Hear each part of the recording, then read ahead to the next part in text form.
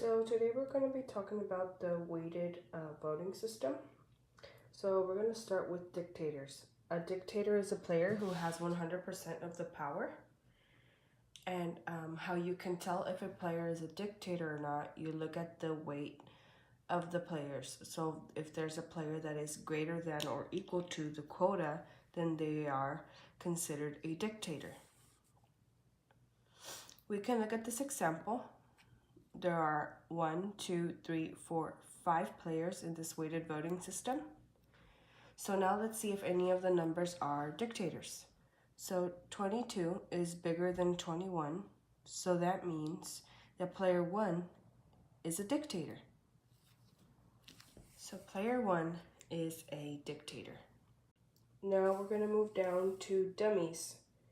Okay, now for dummies, a player who has no power.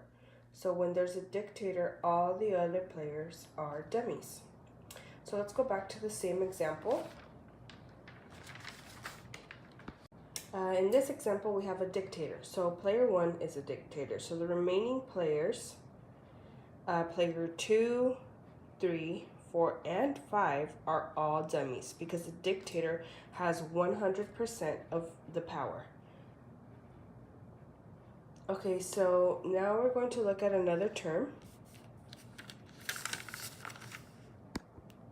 So in veto power, a player with veto power is one who can single-handedly prevent the rest of the players from passing a motion. So how we can find out if a player has veto power is we can cover up each player one at a time. If the total of the remaining players' votes are enough to pass the motion, then the player that is covered up does not have veto power. If the total of the remaining players' votes are not enough to pass the motion, then the player that is covered up does have veto power. So let's check player 1. In this example, our quota is 19. And there are 1, 2, 3, 4, 5 players. So let's check player 1 for veto power. So we're going to cover up player 1's 9 votes. And we're going to count up the remaining players. So player 2 plus player 3 plus player 4 and plus player 5. Which is equal to 7 plus 5 plus 3 plus 1, which is equal to 16. Now we need 19 votes to pass a motion. So this means that without player 1's 9 votes, the remaining people cannot pass a motion. Therefore, player 1 has veto power. So player 1 has veto power.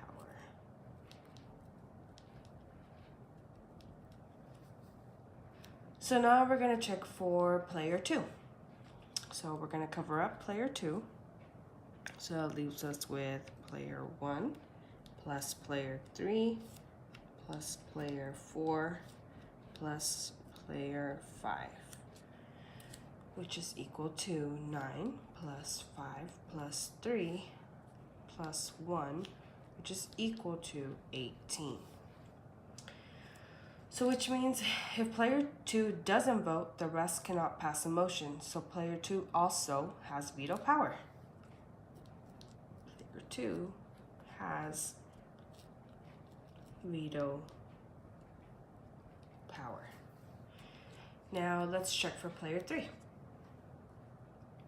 So player 1, we're going to cover player 3.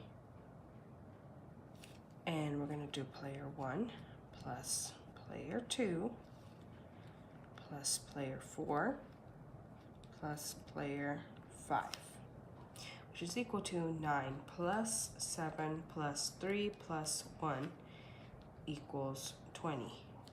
Now these actually have enough votes to pass a motion without player 3. So that means player 3 does not have veto power.